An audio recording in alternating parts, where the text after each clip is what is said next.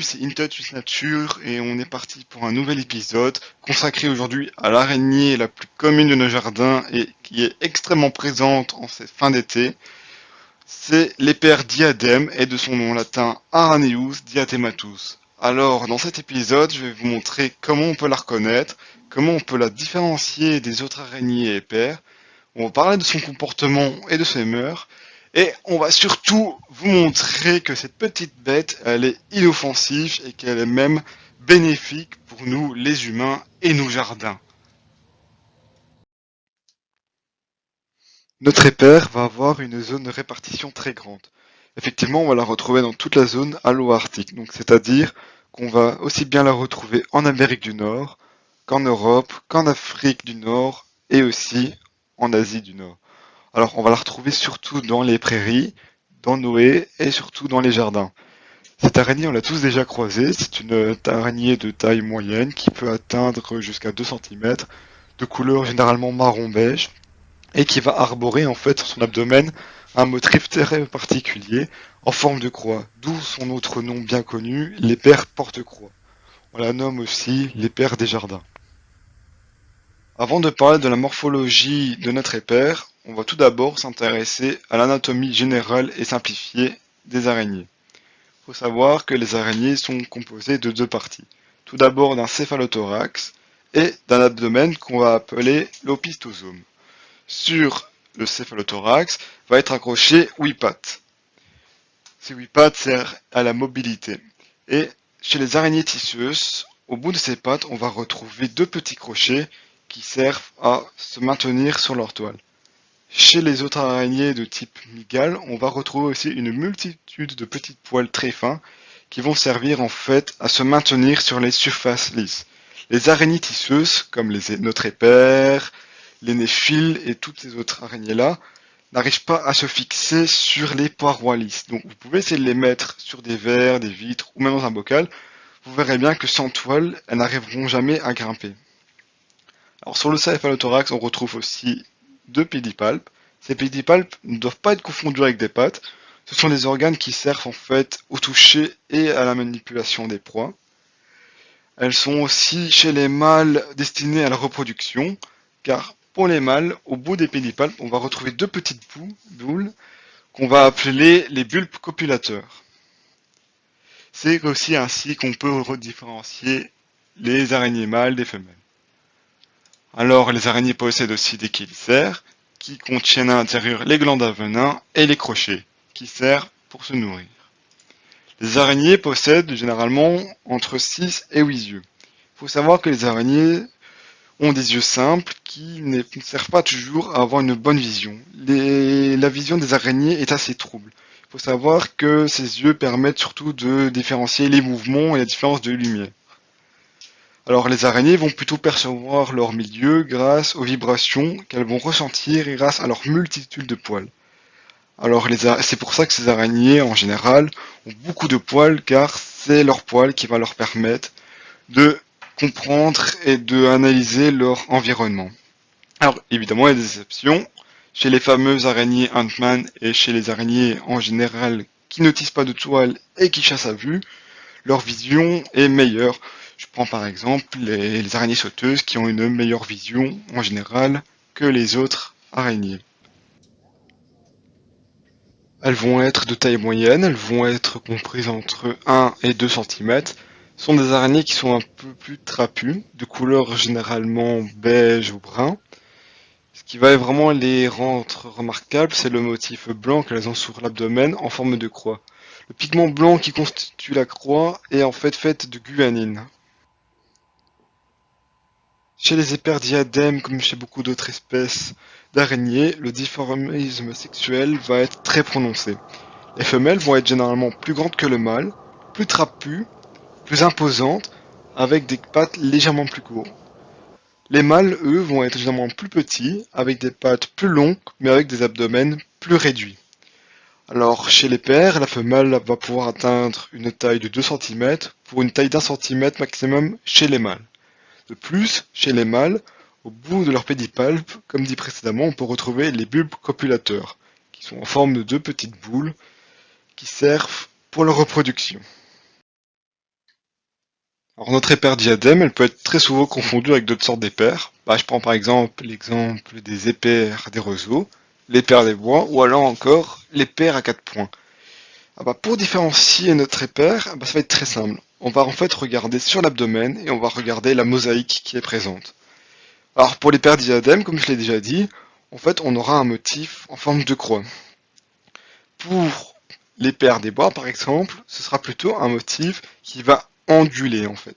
On n'aura évidemment jamais présence de cette forme de croix chez les autres épers.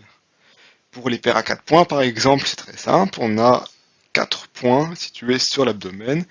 Pour l'éper des roseaux, on a une mosaïque un peu plus complexe. Cette araignée, elle fait partie de la famille des Aranéidés. C'est une famille qui est bien connue pour tisser des grandes toiles. Dans cette famille, on retrouve aussi l'Argioprolon qui vit dans nos régions aussi, et la néphile. Les néphiles sont des araignées qu'on va retrouver dans des pays un peu plus tropicaux, comme par exemple à Madagascar, ou sur les îles de la Réunion par exemple. Alors, notre éper, elle va tisser des toiles qui sont relativement grandes, qui peuvent même dépasser des tailles de 50 cm. Et ces toiles, elles vont être géométriques. Ces araignées qui tissent des toiles géométriques, on va les appeler des araignées orbitelles. Alors, notre araignée, elle va être dépendante de sa toile. C'est-à-dire qu'elle va s'y abriter, y chasser et se cacher. Effectivement, elle va prendre un grand soin de sa toile. Elle va soit la réparer, soit la remplacer quotidiennement. C'est d'une importance capitale pour elle que sa toile soit fonctionnelle pour qu'elle puisse chasser. Alors, la toile de l'éper, elle va être constituée de plusieurs types de soie. Alors, on va d'abord remarquer les fils suspendeurs, qui sont des fils non collants, d'une grande résistance et très élastiques. Ça va servir de point d'accroche pour la toile. Elle va permettre à la toile de se maintenir. Ensuite, au centre, là où l'araignée va se positionner, on va trouver le noyau, qui est composé de rayons concentriques assez proches les uns des autres. Puis après, on va retrouver la toile collante, donc vraiment la toile qui est utilisée pour piéger les proies.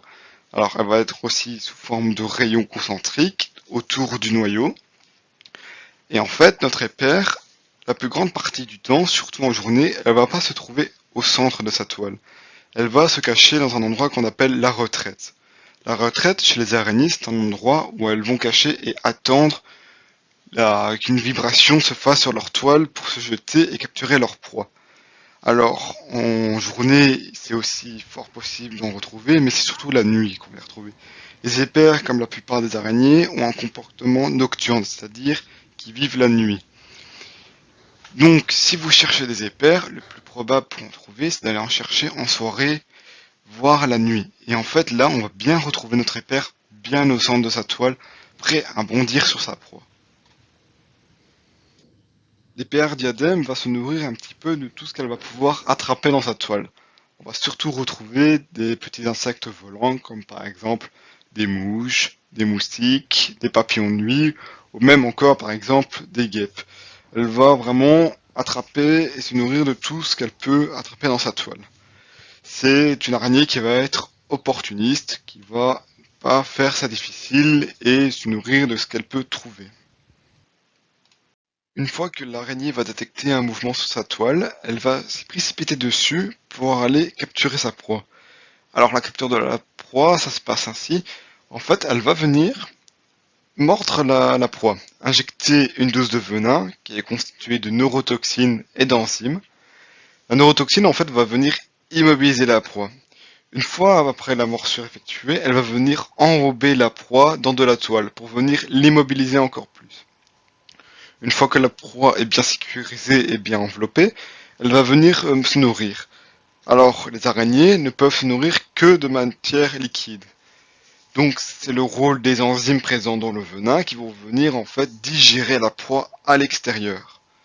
L'araignée, une fois après avoir fait une bouillie de sa proie, va venir simplement inspirer le liquide créé. Mais alors, comment c'est foutu à l'intérieur de cette araignée?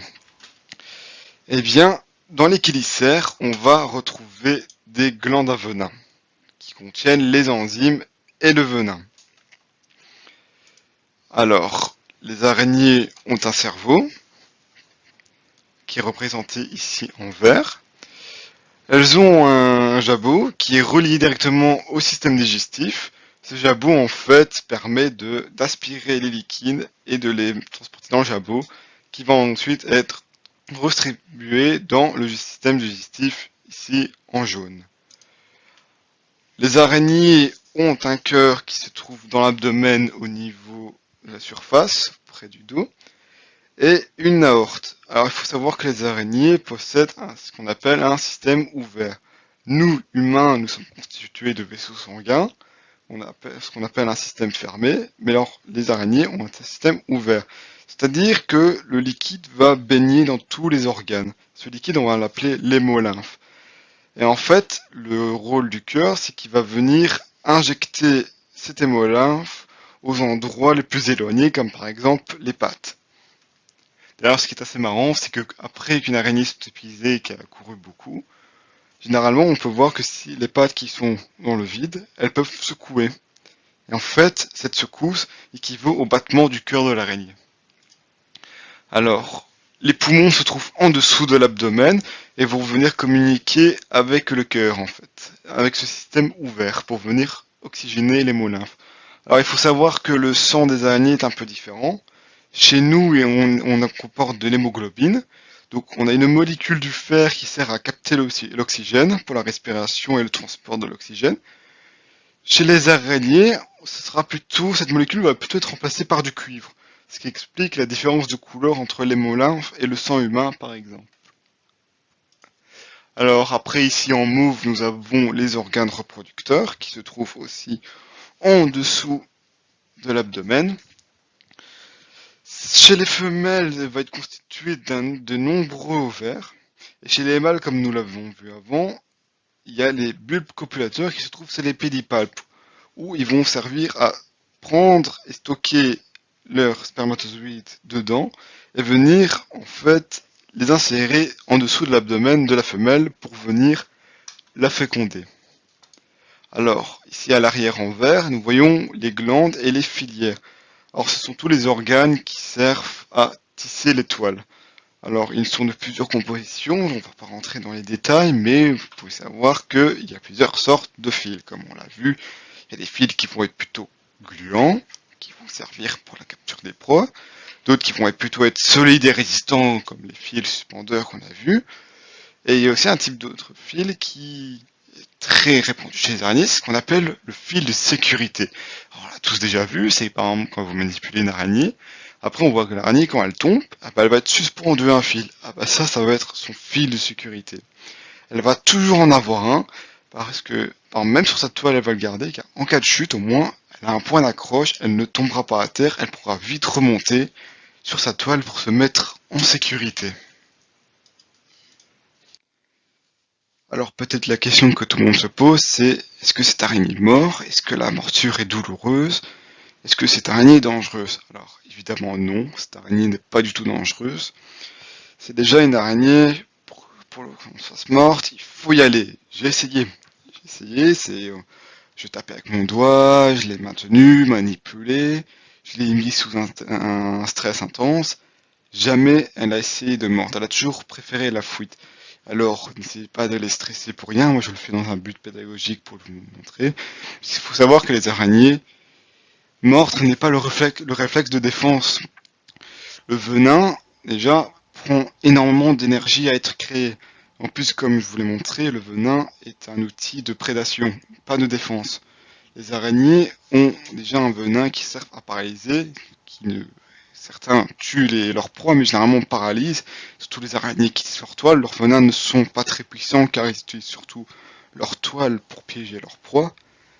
Donc la morsure est extrêmement rare. Alors, il y a un cas où l'araignée peut mordre plus facilement, mais encore, c'est un cas extrêmement rare, si la femelle est pleine et grande. Donc je prends par exemple les femelles qui font 2 cm, qui sont généralement à taille adulte vers la fin de l'été, et qui sont pleines, prennent à pondre leurs œufs. Peut-être que celles-là, si vous venez les tenir, donc pas les manipuler, les tenir, donc ça veut dire exercer une pression avec vos doigts, elles vont peut-être essayer de mordre pour se défendre. Parce que là, c'est l'instinct maternel qui parle, il faut se défendre. Il faut bien comprendre que la morsure chez les araignées est extrêmement rare. Et même, généralement, quand une araignée vous mord, il y a de grandes probabilités pour ce qu'elle applique ce qu'on appelle une morsure sèche. C'est-à-dire que c'est une morsure, donc elle vous mord, mais elle n'injecte pas de venin. Parce que je vous l'ai dit, gaspiller du venin inutilement, c'est une perte d'énergie. Donc même si jamais elle venait à vous mordre, généralement ce serait une morsure sèche. Donc c'est juste, elle vous pince, elle vous mord. Il faut comprendre aussi que ce qu'on appelle communément les araignées, parce qu'il y a une différence entre araignée et mygale. Les mygales, elles, vont mordre de bas en haut avec leurs crochets. Donc c'est une morsure qui est plus efficace, qui peut percer la peau. Chez les araignées, c'est une morsure sur les côtés. Donc on va venir pincer mort. C'est pour ça que chez les araignées, quand la taille est très petite, bon, par exemple on prend les épères qui font 4 mm, elles n'ont pas encore l'équilibre suffisant pour vous mordre. Celles qui sont à taille adulte qui peuvent faire 2 cm, elles peuvent vous mordre, mais comprenez bien qu'une araignée aura déjà plus de difficultés à mordre que par exemple les sortes de mygales.